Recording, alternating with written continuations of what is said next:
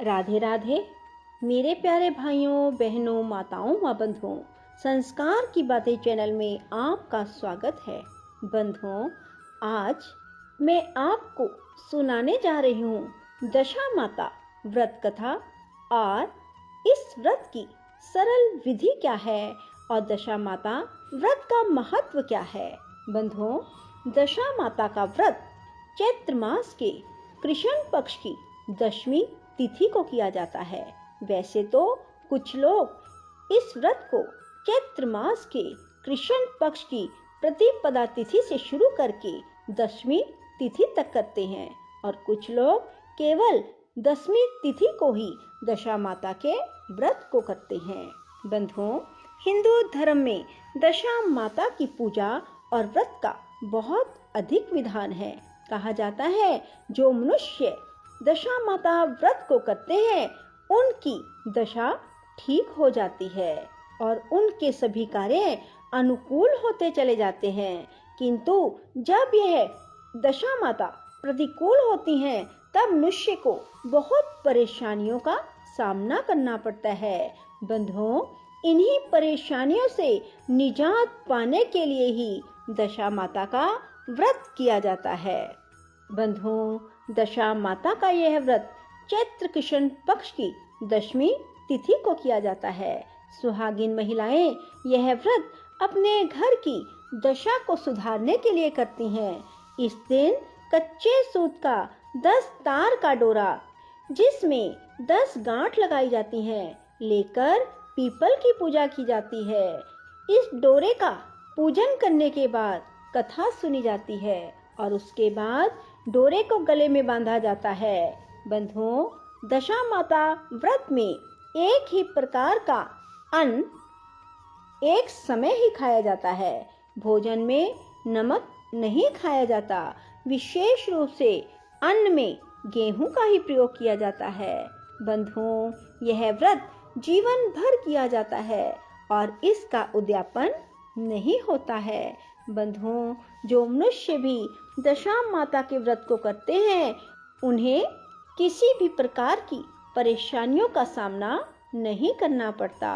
बंधुओं, अब मैं आपको सुनाऊंगी दशा माता व्रत कथा। बोलो दशा माता की जय हो। प्राचीन समय में राजा नल और दमयंती रानी सुखपूर्वक राज्य करते थे। उनके 2 पुत्र थे। उनके राज्य में प्रजा सुखी और संपन्न थी। एक दिन की बात है, उस दिन होली दशा थी। एक ब्राह्मणी राजमहल में आई और रानी से कहा, दशा का डोरा ले लो। बीच में दासी बोली, हाँ रानी साहिबा, आज के दिन सभी सुहागिन महिलाएं दशा माता की पूजन और व्रत करती हैं। इस डोरे की पूजा करके इसे गले में बांध लिया जाता है जिससे घर में सुख समृद्धि आती है।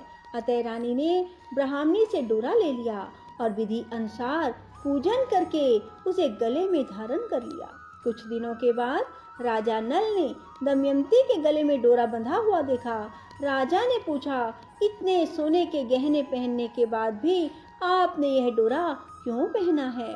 रानी कुछ कहती इसके पहले ही राजा ने डोरे को तोड़कर जमीन पर फेंक दिया। रानी ने उस डोरे को जमीन से उठा लिया और राजा से कहा, यह तो दशा माता का डोरा था, आपने उनका अपमान करके अच्छा ना किया। जब रात्रि में राजा सो रहे थे तब दशा माता स्वप्न में बुढ़िया के रूप में आई और राजा से कहा, हे राजा, तेरी अच्छी दशा जा रही है और बुरी दशा आ रही है। तूने मेरा अपमान करके अच्छा नहीं किया। ऐसा कहकर बुढ़िया अर्थात दशा माता अंतर्ध्यान हो गई। अब जैसे तैसे दिन बीतते गए। वैसे वैसे कुछ ही दिनों में राजा के ठाट बाट, हाथी घोड़े, लव लश्कर, धन धान्य, सुख शांति सब कुछ नष्ट होने लगा। अब तो भूखे मरने का समय तक आ गया। एक दिन राजा ने दमयंती से कहा, तुम अपने दोनों बच्चों को लेकर अपने मायके चली जाओ। रानी ने कहा, मैं आपको छोड़कर कहीं नहीं जाऊंगी। जिस प्रकार आप रहेंगे उसी प्रकार मैं भी आपके साथ रहूंगी। तब राजा ने कहा, अपने देश को छोड़कर दूसरे देश में चलें। वहाँ जो भी काम मिल पाएगा वही काम कर लेंगे। इस प्रकार नल दमयंती अपने देश को छोड़कर चल दिए। चलते चलते रास्ते में भील राजा का महल दिखाई दिया। वहां राजा ने अपने दोनों बच्चों को अमानत के तौर पर छोड़ दिया। आगे चले तो रास्ते में राजा के मित्र का गांव आया। राजा ने रानी से कहा, चलो हमारे मित्र के घर चलें।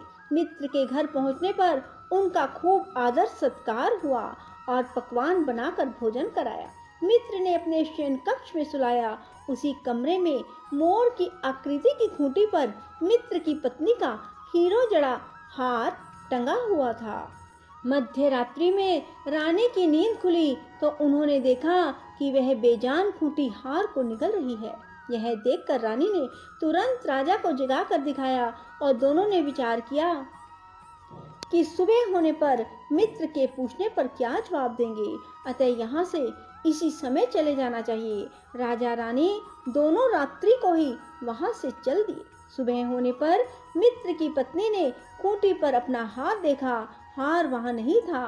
तब उसने अपने पति से कहा, तुम्हारे मित्र कैसे हैं जो मेरा हार चुरा कर रात्रि में ही भाग गए। मित्र ने अपनी पत्नी को समझाया कि मेरा मित्र कदापि ऐसा नहीं कर सकता, धीरज रखो, कृपया उसे चोर मत कहो। आगे चलने पर राजा नल की बहन का गांव आया। राजा ने बहन के घर खबर पहुंचाई कि तुम्हारे भाई भौजाई आए हुए हैं। खबर देने वाले से बहन ने पूछा, उनके हालचाल कैसे हैं?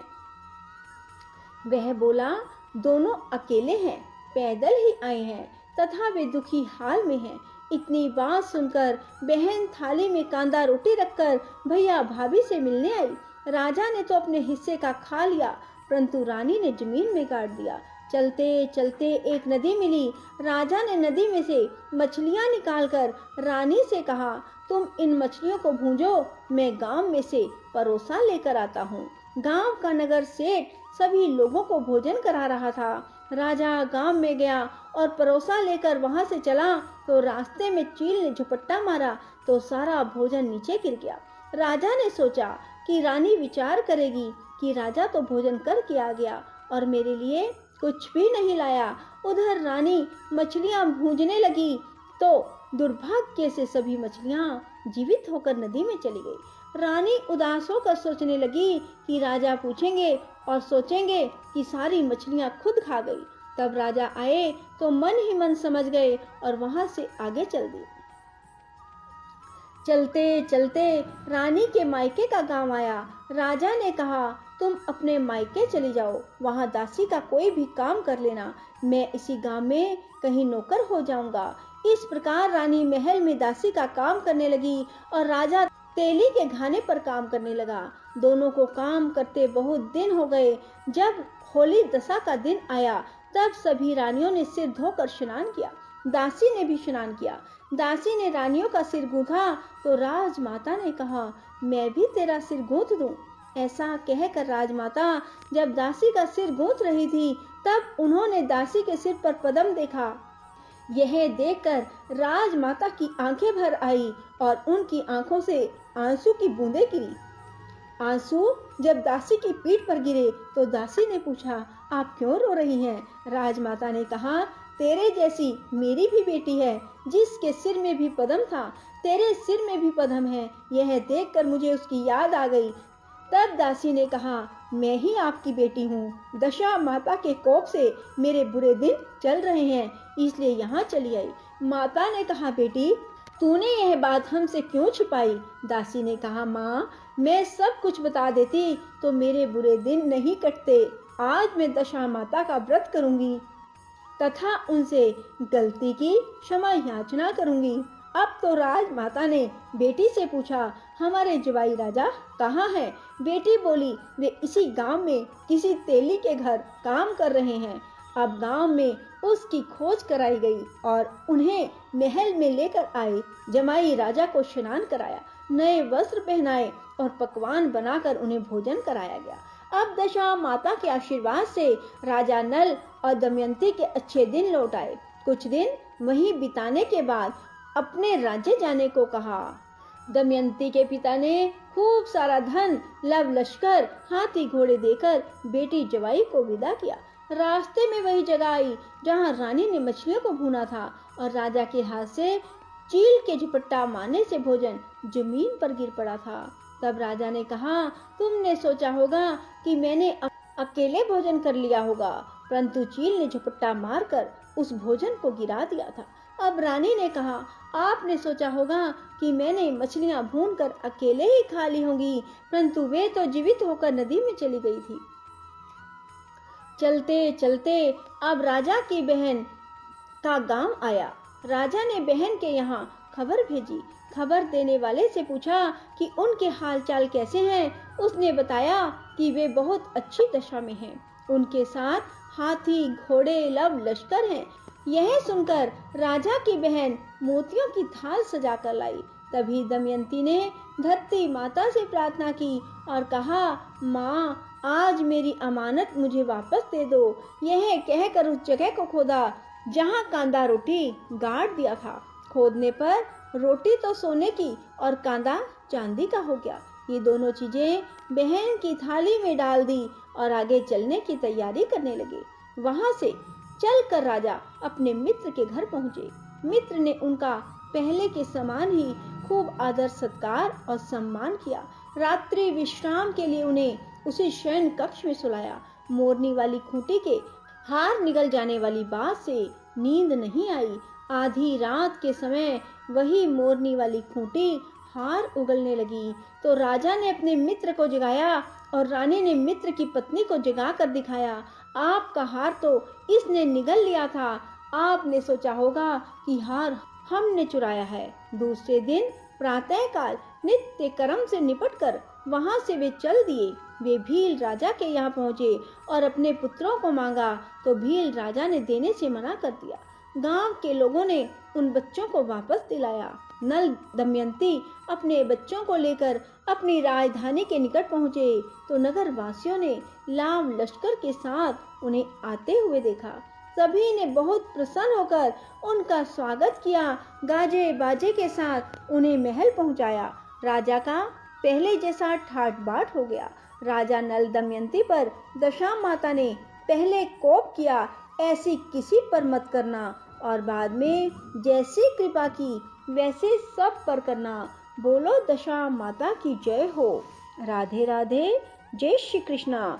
बंधुओं, यदि आपको हमारी वीडियो पसंद आए तो इसे लाइक करें और शेयर भी जरूर करें। धन्यवाद।